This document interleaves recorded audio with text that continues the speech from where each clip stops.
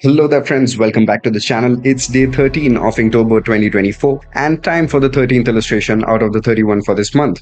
Well, for today's illustration, the prompt was Horizon. And as we know that our protagonist Nomad 31 was on his long journey out of the Sector 13. And finally, he has come out of Sector 13 and on the distant horizon, he can see the Tabletop Township. Now, what lies in Tabletop Township? Well, it is one which is built by the survivors of war, especially the ones who were able to escape just in the nick of time when the war struck, when the bombing started, and they are survivors from Sector 13 as well as the neighboring cities. They are going to meet someone in Tabletop Township. Why is it called Tabletop Township? Well, you'll get to know in a bit. It is due to the location of that very township. Now, Nomad 31 and his little companion, they are going to complete this last part of the journey. And to know more about the story and to follow it in detail, you can follow me on Instagram, where I'm posting all the illustrations as well as writing down the story in the captions. So you can follow the journey of Nomad 31 there. And also, you can share your Inktober illustrations with me, and I'll make sure to post them on my story.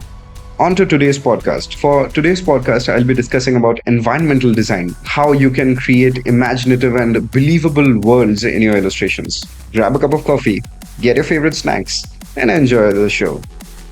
Let's get on with the topic of environmental design for today's podcast. Now, what is environmental design? Environmental design basically includes this part of storytelling where you are creating a physical setup for the whole narrative to unfold. I've been doing a lot of environmental design for the story of Nomad 31, starting from the mountains where he was initially taking refuge and now into these vast expanses of small hilly areas where the Tabletop Township, for example, is situated. It is situated on this short plateau type of a landscape, and in the surroundings we have these foothills. They are not even hills, they are not that tall. This creates an environment of vast expanse in my illustrations. At this point, the mountains were more sort of overpowering in terms of the fact that they used to have these woods in them, and it was a very dense environment. Sector 13 was also a dense environment because it was this whole city which was ravaged by war and was almost destroyed. The environment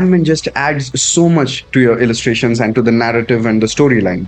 A well-designed environment not only enhances the immersion of the audience, but also provides a rich tapestry for the character development and plot progression. Now, obviously, as your plot progresses, your character will be traveling through different environments, through different worlds, through different scene settings. And you need to maintain the visual aesthetics of this by making different types of environmental designs. Let's understand a few key aspects of environmental design. The first one, obviously, as I said, is the visual aesthetics of it. The visual appearance of the world is very critical to making it believable. It includes the color palette which you are choosing. Well, in this case, as it is black and white, so I'll be focusing more on the lighting, the textures, and the overall aesthetic style. For instance, if you are aiming for this dystopian future, it might feature sort of these dark, grayish, gritty tones, and a fantasy realm could be very brightly colored. It could have multiple different types of assets in the visual world which we don't really see in real life. So obviously the visual aesthetics are going to matter a lot, as it was in the case of mountains which I drew. The visual aesthetics are going to include these coniferous trees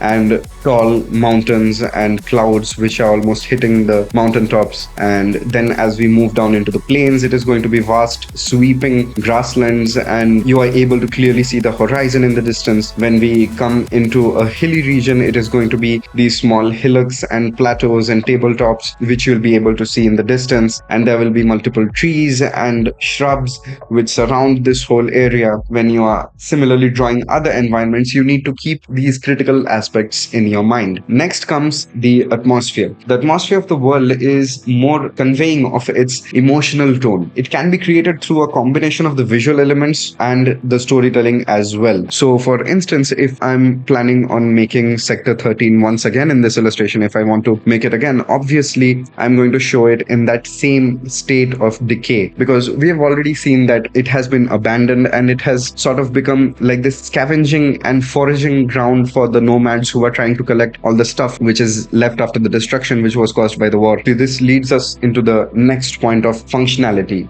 How does the world function for its inhabitants.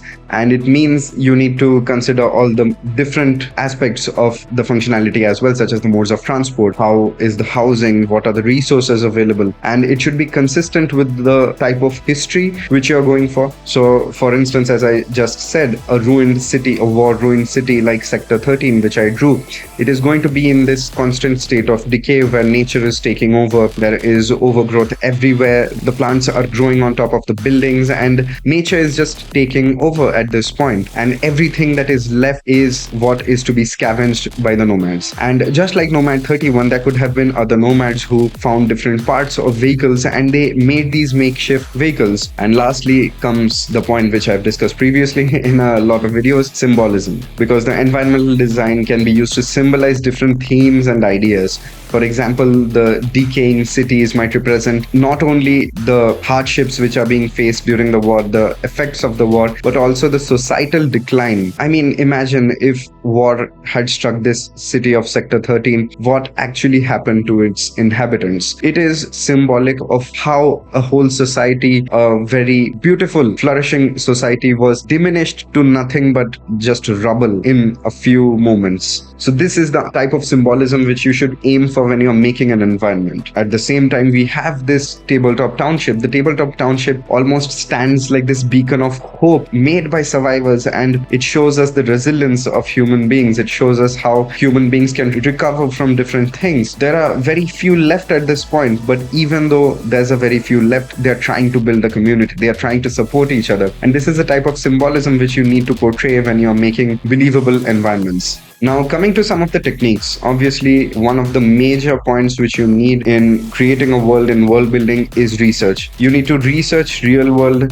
cultures, history, geography, and you need to provide a solid foundation to create this sort of a lore, sort of a backstory to your whole environmental design and why you're actually making it. You need to be consistent with your world design. For example, if you're making 2 or 3 scenes in the same place, if you're making 2 to 3 compositions taking place in the same region, obviously they need to look consistent. You can't just be making a ruined city in one scene and suddenly the ruined city has these beautiful places in the next scene. No, it needs to convey that same consistency throughout. Even if you are trying to make something beautiful in a ruined city, for example, a small neighborhood which is still able to survive, well, you might show that it is an amalgamation of the ruins as well as the fact that people have been able to somewhat rebuild this into a flourishing small neighborhood. So you need to retain some of the elements from that actual environment where the whole place is situated. Next comes the details. Adding details to the environment obviously makes it more vivid in terms of the way you are putting your imagination on paper. It makes it feel more lived in and real, and it might also involve including many everyday objects. Finally, immersion. Immersion is key because the goal of environmental design is to immerse the audience, right? You can actually do this. You can actually create an immersive environment by following all the things which we discussed: researching, world building, consistency, and the small details which matter. Now, a quick example here, just want to mention this very quickly. If you have ever seen the work of Arthur Rackham, you know he's the guy who illustrated Alice in Wonderland. Yeah, you can search, you can look it up. If you look at his illustrations, you'll find one thing very striking. It is that the environmental designs are so unique and they can be simplistic, yet they are very believable. It is due to the fact that he has actually put in a huge amount of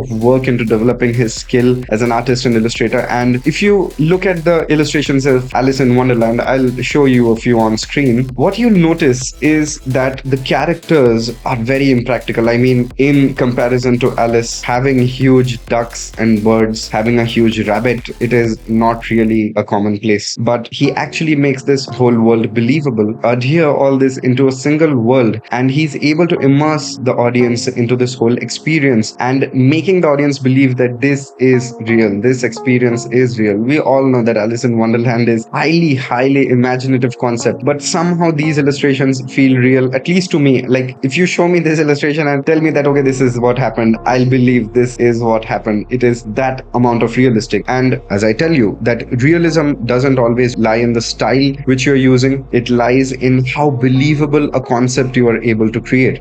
So take example from history, take example from Arthur Rackham, go through his works for a bit, and you'll be able to understand that there are many elements which are to be depicted in illustrations to make them believable and make the experience just a bit better for the audience. And it is through these small steps that you'll actually be able to become a very, very good illustrator.